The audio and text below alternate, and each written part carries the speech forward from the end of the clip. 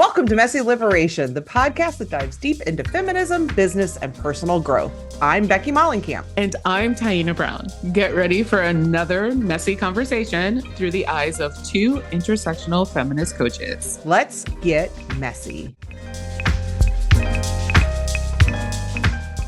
Howdy, friend. How are you? I'm a little sleepy. Binge read some fanfic over the weekend and haven't quite recovered feels like yet. It's becoming a theme because I feel like the last couple of episodes, you've been like, I'm tired because I was up all night watching something or reading something or whatever.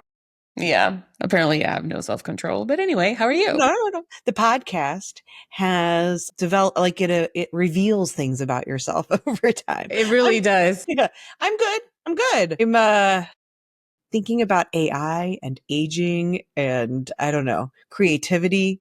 Mm-hmm.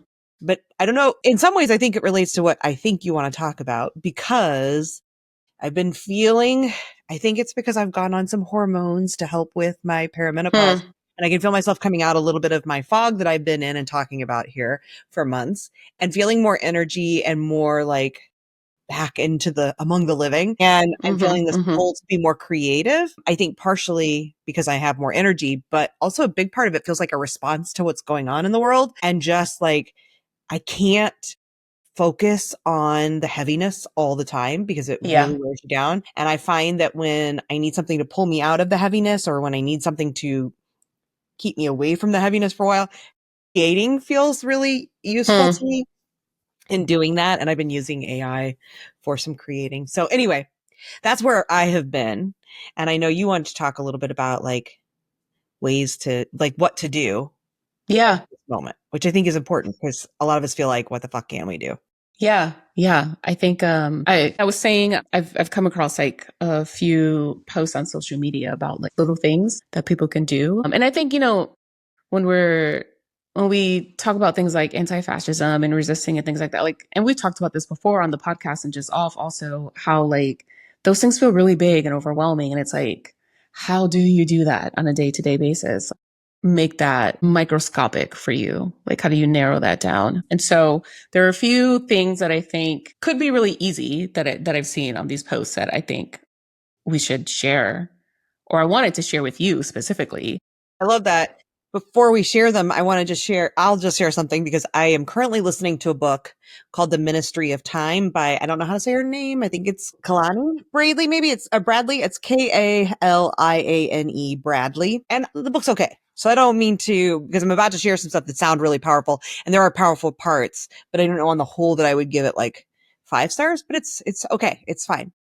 But it's this time travel thing, which is also part of the problem. I'm not real big into like sci-fi and time travel. But the premise doesn't bother me. It's just a little like the pacing and the plot. But anyway, there's a couple quotes because she's introducing this person from the past to the concept of like the Holocaust. And he's of course like in horror about this whole thing. And he says, why did anybody do anything? Well, here's what he said. He said, how could this have been allowed to happen?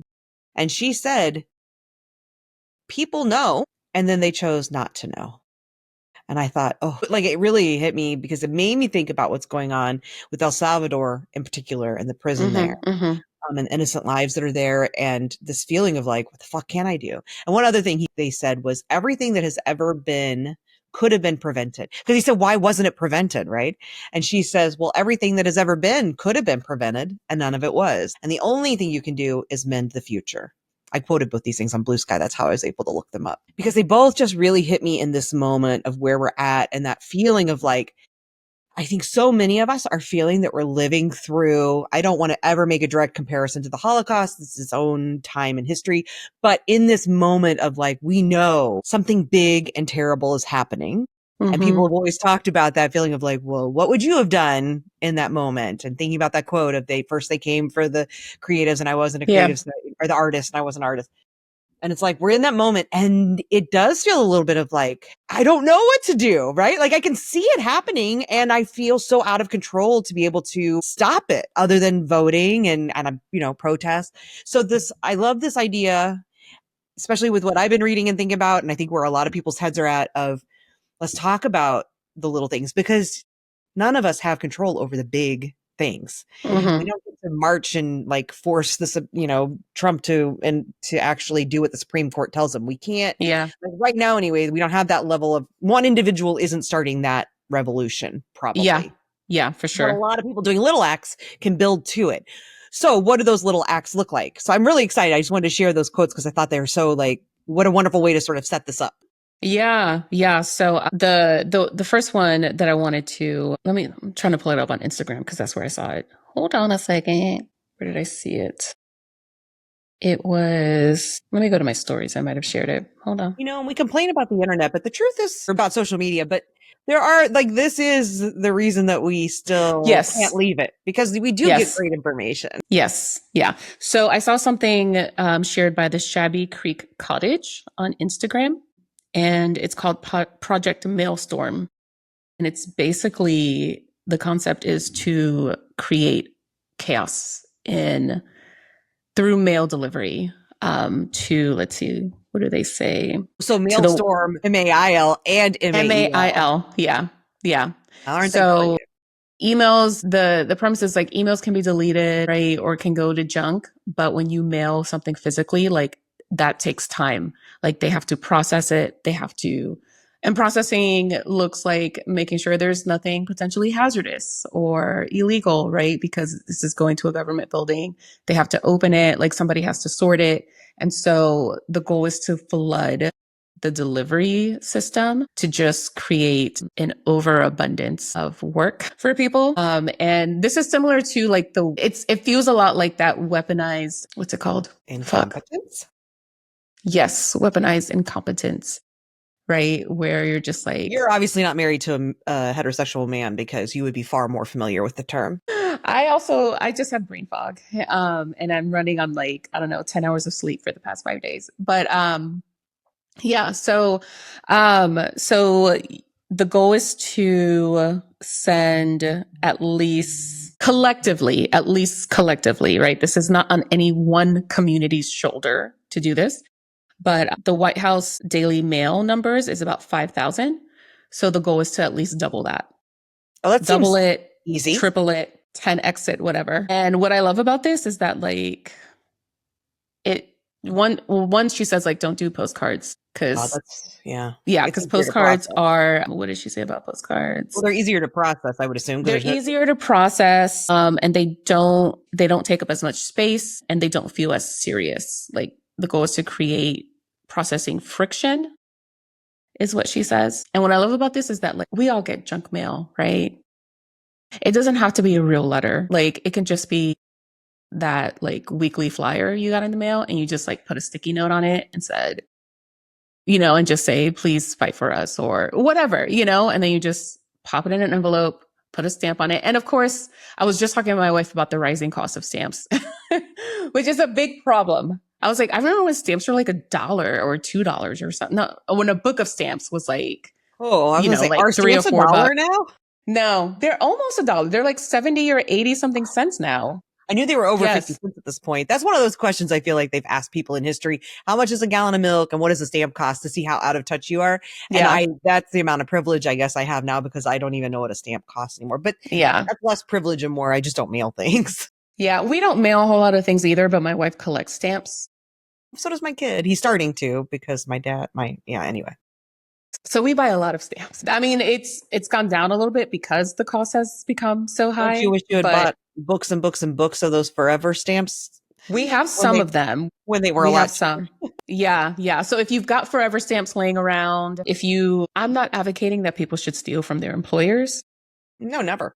but if But if you work for the man and some stamps disappeared, things happen. oh well, yeah, things happen. Things happen all the time. Yeah. But yeah, like it doesn't have to take a lot of effort.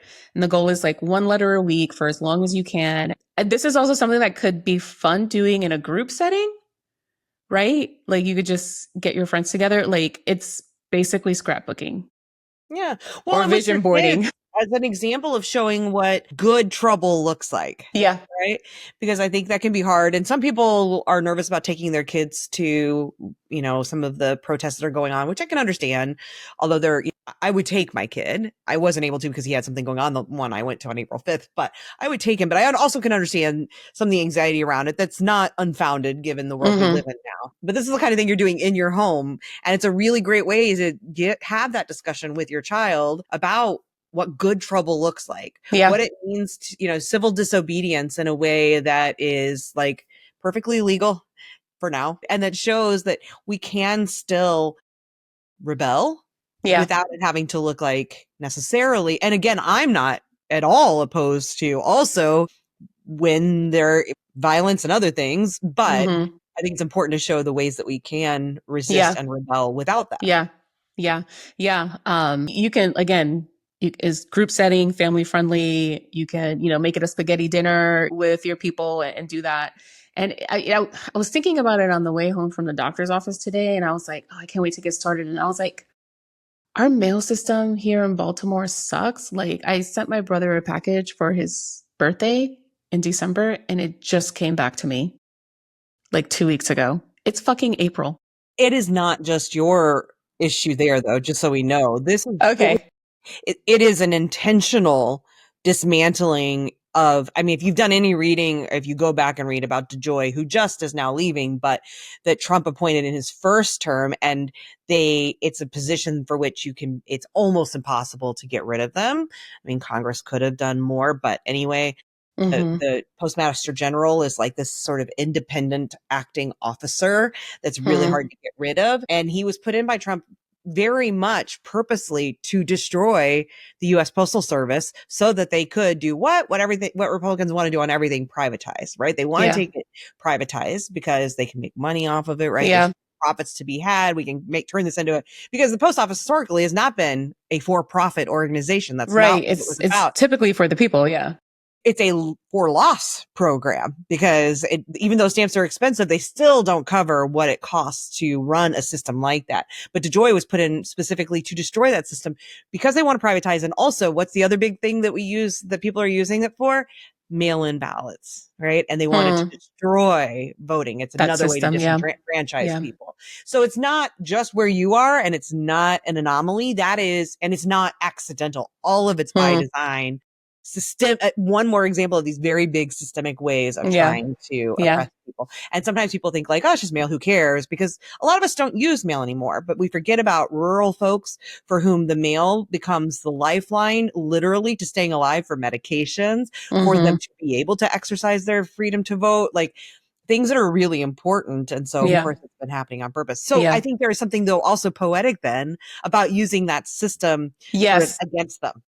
Yeah, exactly. Exactly. And that's what I was going to say. Cause I was thinking, I was like, man, like if we did it here, like would it even matter? Because the system already is like so fucked up and mail gets lost or just held on to for months at a time for no fucking reason. But then I was like, but that's beside the point. Like that would just, I think it's actually part of the point, though, isn't it? yeah. Yeah. Like it would just perpetuate the fact, like the very weak structure that is, in place, which, like you said, that is the point to like, I cannot fucking think today. There's like a All right. word. Well, it's like to bring it to a head, right? So that Exacerbate. exacerbate the problem, to bring it to a Yeah. head, to punctuate what's going on and sort of force people's hands into discussing what's going on. Yeah. Because eventually, if enough elderly folks, what we're learning about some of the protests now is when elderly folks start to feel the pinch, they aren't quiet about it, right? These are the No. Karens of the world. They are happy to start getting real mad. They're the ones Yeah. who have the time to show up at town halls, who have the time to write letters, to make phone calls. They're the ones who will say, I'm not getting my medication. I'm not getting my social security check. I'm not getting, right. And they rely on mails too, because they also are scared often Yeah. or reticent to use technology. Yeah. They're like, oh, this is now affecting my ability to stay alive, to pay my bills, to give my grandkid their birthday card. This is no good. And that's part of the point, I think, is how do we, when it doesn't affect them, force it to affect them so that they will engage in the ways that politicians tend to listen to. Not to mention all of our politicians are like freaking 70 and 80 years old. And so for them, they also notice it when it's like that. I'm looking for the other posts that had like a list of other things, but I just saw something about this like all female flight crew with this Gail week. Like, King what? and Yeah, Katy what are your Perry thoughts on that? and Jeff Bezos's girlfriend. What do I think about it? I think it's utter bullshit and a waste of money, which I know that it is in part or in theory privatized, so it's not tax dollars, but I do not believe there weren't tax dollars because they are getting giant government funds to be able to fund these trips for research and to further, space science because we've cut NASA out of the world Mm-hmm. to do it Mm-hmm. for joyrides. Like there's no real, because it was truly, there was no science being done. Everything I've heard about and read about it, there was no science being done whatsoever. There's No. nothing about this trip that was to further anything for mankind. It was basically a joyride. And Gail King was, I've heard her saying like, oh, everyone basically should have this opportunity because it changes your life and I'll never be the same. You That's know what would love. change my life? Universal healthcare. Thank you. That's the lovely idea, Gail King, but also you're a millionaire, a multimillionaire. I don't know what she makes, but I know she's, a multimillionaire. Her best friend's a billionaire. Like these are not the people, and Katy Perry's a millionaire, and Jeff Bezos' girlfriend, I don't know what she earns, but her partner is one of the richest men in the world. Like these are not the people that need opportunity. And No, it no. takes that for them to realize life is valuable and precious and amazing, then clearly money's not the answer in life to It's happiness, yeah, joy, or anything else. The whole thing pisses me off. And yeah, like I could go on and on, but it's just this utter waste of money, time, sources, everything. yeah. Yeah. Stop. I Jeff saw Bezos says, if you care, exactly. Pay your employees better. play your employees. Yeah, yeah, yeah. Give them better wages, better working hours, Stop making them better have to run benefits, so fast that they're getting into car accidents because they have to deliver X number of packages in X amount of time. Like, and also stop monopolizing other industries. Like, why do you need to buy a healthcare system like the One Medical I know why he needs to. information? Yeah, that's a good one. I Profit, saw something on what did you say? Profit? profit, Yeah, money. Yeah. I saw something on TikTok. This I haven't verified this. So I don't know if it's like completely true, but that flight costs $1 million a minute. To run it. I mean, that's nothing to him though, Yeah, which is disgusting. Yeah. I mean, those kinds of things make me so mad. And that's why I just try to avoid a lot of that kind of news at this point. yeah, And the fact that the media participate, I don't know, I guess part of what we've talked about media criticism, media critique, being more critical about your media consumption. But I'm just disgusted by the way the media participates in. yeah. And they always I have to think some degree, but it has gotten so much worse so out of hand. because Yeah, media is now so corporate and just as bad about making money. And they're not just participating in the system, they are perpetuating the system. And it's gross. yeah, Where's the critical thought from mainstream media? It won't happen. Why can't there be critical thought from mainstream yeah. media to ask these kinds of questions? Like instead of asking Gail King, like, what was it like? And what are you going to take from it? And whatever, be like, why should you be there? Why should this mission even happen? What was the point? Do you think there are better ways this money could have been used? Right? Like, I think asking those kinds of questions, and I don't know. I mean, again, I haven't consumed a lot of the news, but I could almost guarantee mainstream outlets aren't asking those questions. No, they're not. They're not. And actually, so the flight was yesterday morning, and she's a CBS News anchor, and that's what my wife likes to watch in the morning. So we were talking about how like they probably put her on that flight for a variety of reasons, but also because she's such a well-known news anchor. Yeah. Like the entire news show that's like 3 hours long was about this flight. Like there was hardly anything else that they covered when they usually cover so much. And it Yeah. was just all these different like space experts and people who have been there before and astronauts and engineers and scientists and celebrities weighing in on it. And it was And trying to disgusting. talk about the historic nature of it. And I'm going to use big giant air quotes around historic nature of it because it's this all woman crew. Also big quotes around crew because they're not a crew, they're just tourists. It was Yeah. all women tourists on a ridiculously expensive 11-second or whatever it was, 11-minute tourist trip. But this is where intersectionality to me really matters and Mm-hmm. where there isn't enough of that critique in the media because you could focus on it being all women and turning this into then some historic, important leap forward for women or whatever, right? And even the fact that Gail King's a Black woman, like all of those things can be true. But if we don't explore all of these other issues around oppression and marginalization, then this story becomes that and goes Yeah. into the record books as this historic moment for women. When the truth is, it's not remotely a historic moment for women, right? But for exactly what you said, what about universal health care for women? What about childcare for women? What about Hmm. maternity leave for women? Yeah. All these other issues that would actually benefit women. Instead, we're spending this money on a tourist trip to space Yeah. for 11 minutes that Yeah. accomplishes nothing. And it's disgusting to me that this Yeah. will be like, it will go down because of the way the mainstream media handles it, including like the New York Times, the paper of record, because they're going to turn it into a story about a historic journey for women. That's what will be remembered, when there's Yeah. no amount of an analysis or critique about the fact that how does this help women at all? It doesn't. It doesn't. It's a distraction. I mean, I know this has been planned for months, Mm-hmm. but it's a distraction from all the things that are going on that are really affecting women and Black women and trans women and Asian women, like the Save Act and other things. So Which, I and by the can't way, find. Gail King's part of the mainstream media. Yeah. And how delightful would it be if she had, instead of going on this journey into space, used the invitation for it as a moment to provide that kind of critique and analysis Yeah. about why she said no, why she's not Yeah. going to do it. She can't do that because her bestie, God love Oprah, but like her bestie's also as much a part of the problem as anyone else by being a Mm-hmm. multi-billionaire. And I Yeah. know she does good things. So we have to separate, being good from being ethical, or Yeah. from being good from ethically having the money. Like, it's a systemic failure, not just an Yeah. Oprah failure or any billionaire. But like, when you're engaged in living in the world in which she's living, I don't think Gail King can provide Yeah. that analysis, which is Yeah. probably part of the reason she's chosen. And it just makes me sad. The whole thing, clearly, even though I haven't watched any of the news about it, I'm pissed and have thoughts about it. You have a lot of feelings about it, a lot of thoughts and Especially from feelings. that feminist perspective, just because I hate these Yeah. kinds of things when they happen, where people make this conscious decision to make something seem historic and important for a marginalized group. And this is not the only time this happens. When in Oh, it fact, happens all the time.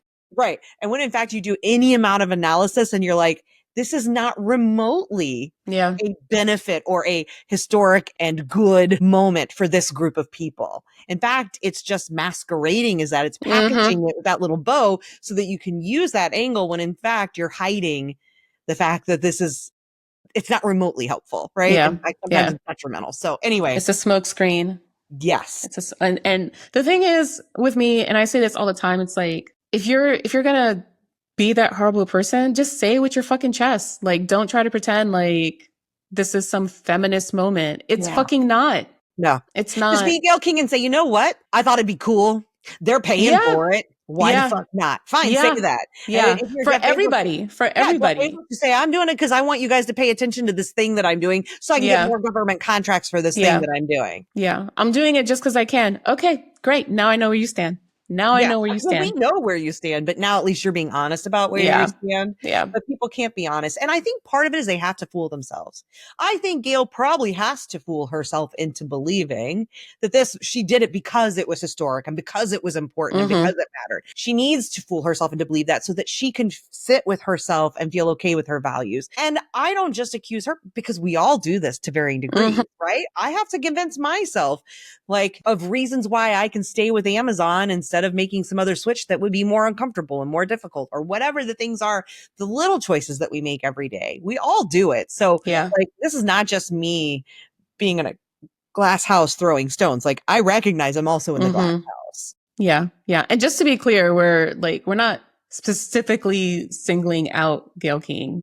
Katy Perry. She's just she's just a name that, one, I think both you and I are most familiar with, and the name that I brought up because we watch CBS Well, the News only in reason our I mentioned home. her too is because I feel like as a news person that she had an additional kind of Yeah, responsibility in of the three women that I know that were yeah, there. I mean, Jeff Bezos' girlfriend, and as far as I know, she's just Jeff Bezos' girlfriend. yeah, Maybe she has some yeah. career I don't know about, but I know nothing about her. Katy Perry is a musician, and I think, there is a responsibility with that platform. But Gail just being from the news media Yeah, and specifically as talking about like how the media has covered this is yeah, problematic. But frankly, it could have been any three women, and I would have had the same feelings. yeah. Unless they were three scientists, There perhaps. were six of them total. Who were the other three? Were they scientists? I don't even know. I don't Yeah. even know. But as All far as I know is I didn't I even just know heard there Jeff wasn't, Bezos' girlfriend was on there. I knew Katy Perry and Gail King. I don't know who and then I and I didn't knew know his the other girlfriend. four. Maybe the other three were scientists, but as far as I know, they weren't doing any No, they science. weren't. They weren't. They're I don't just too, think any of I them mean, were this is what's scientists. next, right? Space tourism it's already happening. It's what's coming and happening. Eventually we're going to have something that happened like the submarine of, people going down to look at the Titanic that imploded and these billionaires and very rich people die. And it's going to happen with space. One of these tourist trips is going to be the one that we lose these, very wealthy people, and suddenly people are going to be questioning it. And is it really Thoughts worth and it? prayers. Yeah. And all I can say is, no, it's not worth it, but it was never worth it. And it's stupid when and this is why Elon Musk and all his space shit drives me nuts. It's like, we have humans right here on this planet suffering in this moment that you could help with the money you're wasting trying to figure out how to build a colony on Mars for rich people. Yeah. But it just shows a Yeah. real lack of compassion, empathy, care. See, Yeah. now you got me riled up. Give me a few more. I'm looking again for the post, but Well, my I mom's do been doing remember, I postcards. vaguely remember a couple of things. It was like, here are some anti-fascist things that you can do over the next week or something like that are really easy. And here's what I want to say first before I dig into my brain to try to remember what some of those things were.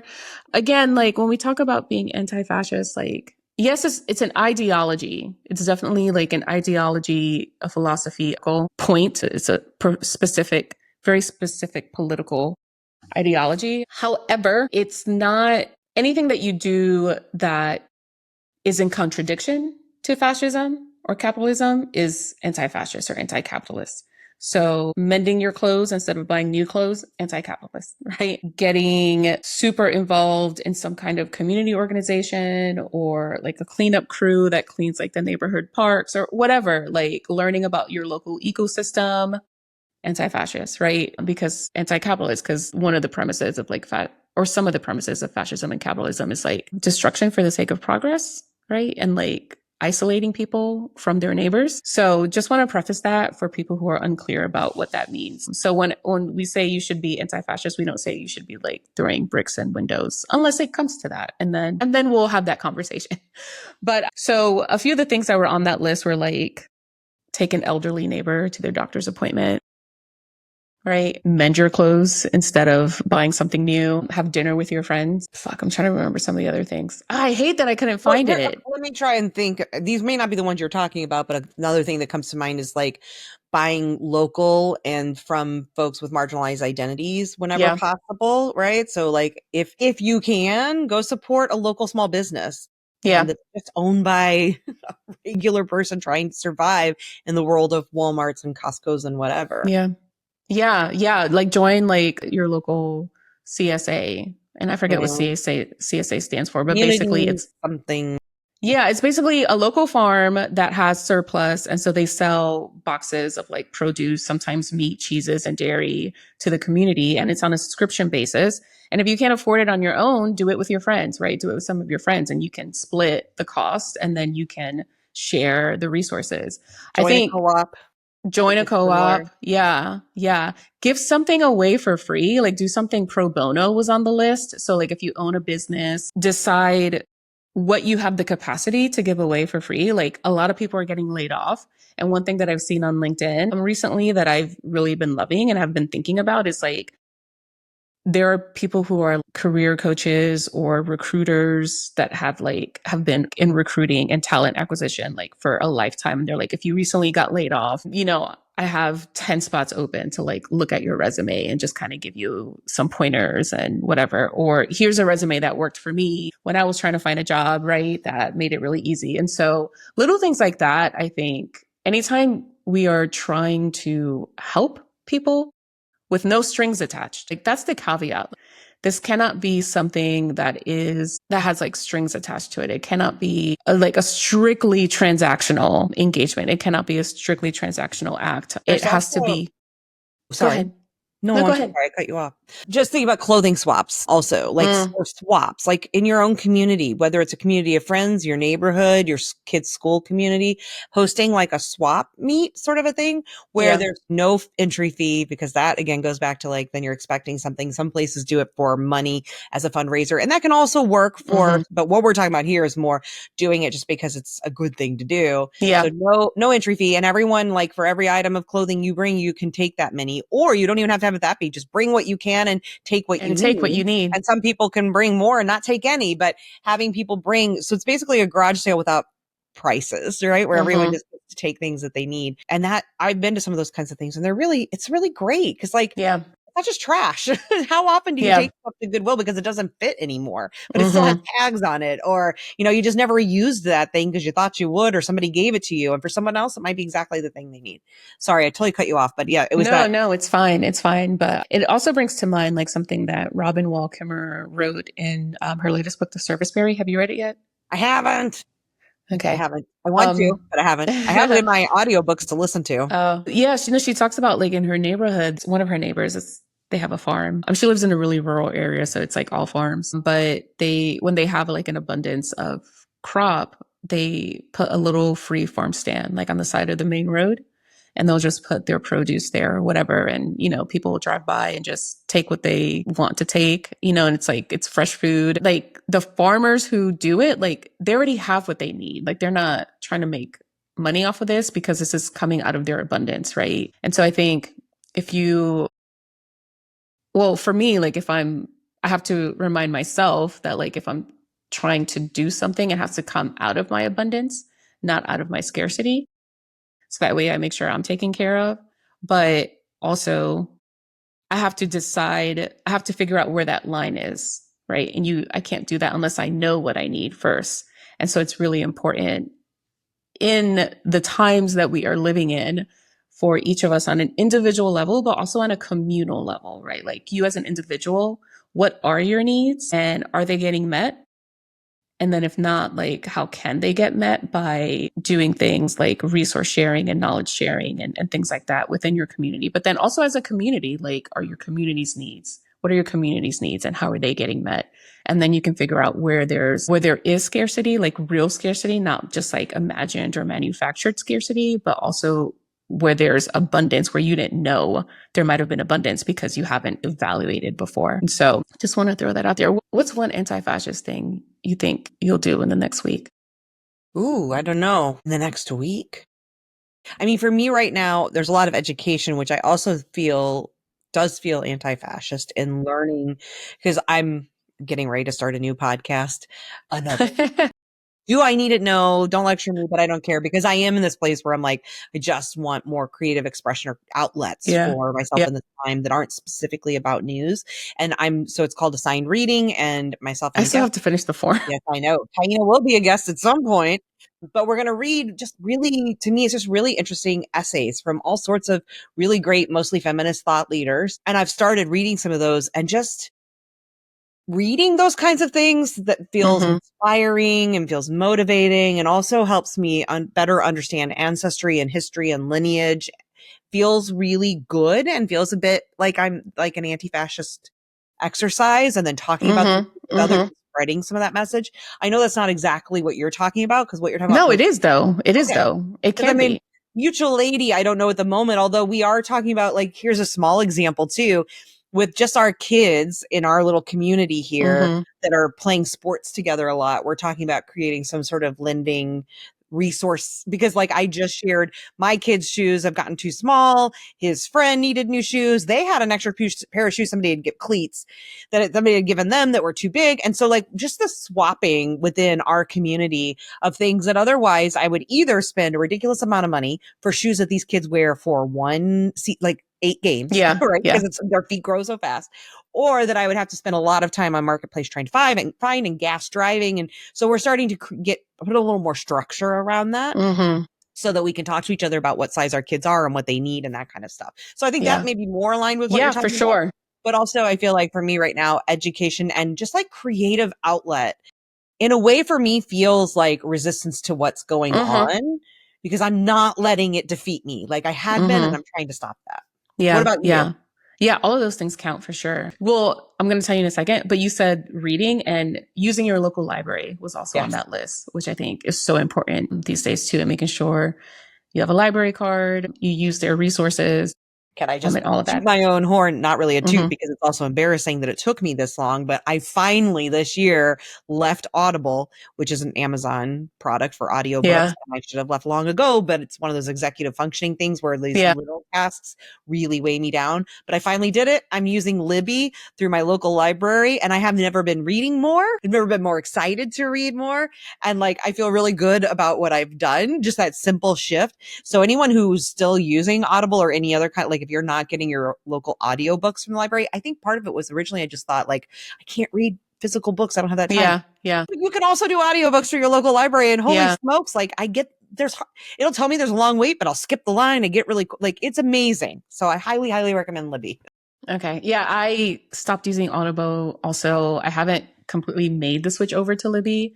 And I am embarrassed to say I don't have a local library card. Because Get one. It's so I know easy. I need to Walk get one. I in need to and get one. It hasn't been a priority since we I moved know. up Well, here listen, like a I couple of don't years have a ago. passport and I should, so I get Yeah, it. I need to renew my passport. I need Yeah, to renew my passport. mine's well expired. So a couple anti-fascist things that I'm going to try to do over the next week is, well, one of my goals is to, on the same train as like getting away from Audible. It's like, and this is kind of, it's not selfish, but like, I've been into fanfic lately. And so I'm just like, want to spend a lot of time on AO3, which is Archive of Our Own, which is like a major platform for writers, creators who write fan fiction. And so I want to do more reading from that level as opposed to like the more commercial type of like book buying or book borrowing or things like that. I do need to go to the library. I don't know if I can do that this week. But the other thing is there's a tool library here, Tool, Tool, here in the city that our realtor actually told us about when we first purchased a home. And then because of the situation we were in with all the medical stuff, just totally forgot about it. And then I came across it on Instagram again the other day. And I'm like, oh God, we need to join that. And so there is like a small membership fee to join because they have to house the tools and they obviously have to replenish tool supplies and things like that. But it's tiered, right? So you can enter at the price point that makes sense for you. Even then, it's not super expensive. Like you can become a member for as little as like $5 a month.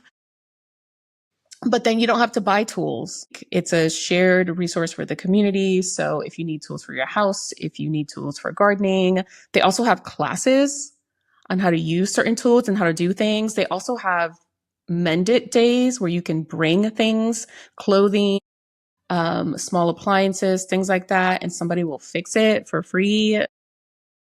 So we're going to join that. And ask your local library. People don't always realize the things that are available through local libraries, and every library system is different and what they offer is different. But a lot of them have not just books and not just audiobooks, but they also have, some of them have what they call like a library of things, where it's like puzzles, which a lot of libraries have, but you can even get like musical instruments if your kid's going to Oh, be wow.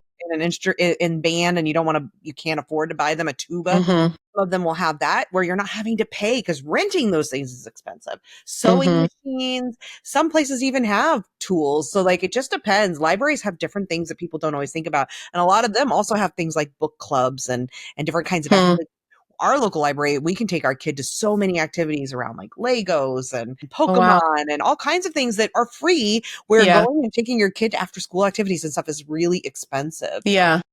So there are just so many things with local libraries that I think people don't even know, but finding other resources like that in your community, search like library of things or tool library, resource libraries, things like that, and in your city name. And you might be, Yeah. especially if the larger the city you live in, the more resources you'll have, which is also a problem, obviously. But look, because there's more than you think, and local Yeah. libraries are so undersold. Like they're Mm-hmm. so underappreciated for what is available when we just ask, and Yeah. going and asking your local library, like, what are some things I can get here that I might not know? Obviously, you Yeah. can get DVDs and CDs.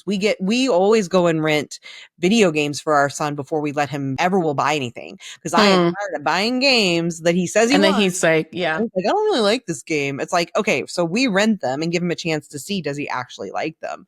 Yeah. And they have so many games. There's just so much. Like now I want to go to the library today and just hang out. Yeah. I Yeah. love libraries. Yeah. And you know, and if you are in an area where there's not a whole lot of these kinds of resources readily available, maybe start something with your friends. Go in on purchasing a lawnmower together, right? And then you just share it. Or if you have like a specific skill, like if you know how to mend clothes, but maybe your friends don't, maybe you offer that as like something that you can do for your friends. And then they offer something that they can Maybe do they mow your for the lawn. circle. Yeah. Yeah. So there are ways to tap into resources that are already available, but then there are also ways to like creatively create those resources for ourselves, whether your friend group is like 3 people or 30 people. It feels like we keep going back to mutual aid. And people may be like, you've talked about these things, but it's because it's that important. And it really is. I feel like in a lot of ways, it's at the heart of what we're talking about when we talk about, when people say like, what's the alternative to capitalism? Like, I think our brains, for many of us, it's all we've ever known. We've been made to believe it is the only thing and the best thing.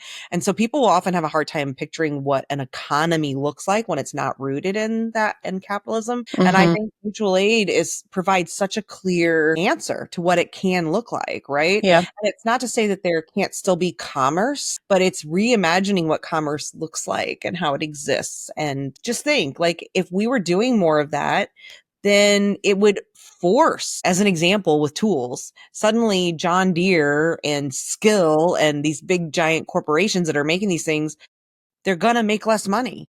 And they're going to have to figure out what that means, right? Because we're making our tools last longer. We're sharing items, and that changes corporate structures. They have to learn to, like, profits just aren't what they weren't once were, and they have to shift. We can't force them to shift while we're still buying into what they're doing, right? Yeah. And we can't escape it entirely, but we can start to shift our relationship with it. So then that begins to shift it. Yeah. Yeah. Yeah. Not shifting our relationship with it is giving it permission to continue to function as it does. It makes me think of that quote that I shared earlier again from this book that I'm reading. It's not the same thing, but it's that like people know and then they choose not to know, right? And it's like once you know, everything that happens from the time you know after then becomes the choice. Before that, it was ignorance. And I don't mean that in like Yeah. stupidity way, ignorance, not knowing. And when you don't know, you don't know. But as soon as you Yeah. do know, like, oh, there is an alternative. Oh, there is another way of doing this. Now you have responsibility. Yeah. And everything after that does become a choice. And then you have to start to live with that choice. And by, again, going back to like us all being in glass houses, like there are choices that we still make that are not, that we know we could make a better choice for whatever reason. And we have to live with those. And I know I have them. You know, there Yeah. are choices I make. There are times I buy fast fashion. There are times that I'm, using a plastic straw when I could just use a reusable straw. Like these are little Yeah, things. there are a lot of little things, Yeah. but I think in the context, you have to take like what your context looks like on a day by day basis. But it's also knowing that we can't make all the right choices all the time and we can't shift all at once. And it does take time. Eventually, I hope that I get to enough of a habitualized place where I'm always using my reusable straw because I have them and I do a lot of times, but other times I'm like, I forgot it or whatever, right? Some of it is just habitualizing yourself into a new way of showing up. And so that can take time and Yeah. I can beat myself up over it, or I can just say like, okay, I'm a work in progress as we all are. Yeah. Yeah. Anyway, I talked more than you today, and I hope that everyone knows I know that. I feel like I need to acknowledge it because I also I'm feel like just really well, tired. I know you're having brain fog and you're tired and stuff, so Yeah. I did feel like I hope it's okay and that it doesn't seem like I'm trying to monopolize the conversation. I just No, feel that not you're at all. like you're just like, "Oh, I'm trying." Yeah. No, not at all. I think you noticed the deer in the headlights look in my eyes when I'm just like, I don't could have. see where the I don't thought know kind of where I'm at. the thought faded off into oblivion and then you're like, "Come back." I mean, we've all had that moment, and then when you get into your 40s and to 50s, you're like, "Oh boy, life becomes nothing but those moments." Which Yeah. and the thought was there, and now it's out there, and I And can't now it's not. pull Yeah. it back. It becomes the norm. It becomes the Yeah. norm. All right. All right. Well, hopefully it still made sense what we talked about. Yeah. Yeah. Yeah. Yeah. Thank you. Thank you. Thanks for listening to Messy Liberation. Will you please take a moment to subscribe, rate, and review wherever you listen? I know people say that all the time, and if you're like me, often you just go on to the next podcast, but truly, taking that moment to do that will really help us reach a wider audience. Thank you so much for your support and for listening today. Until next time.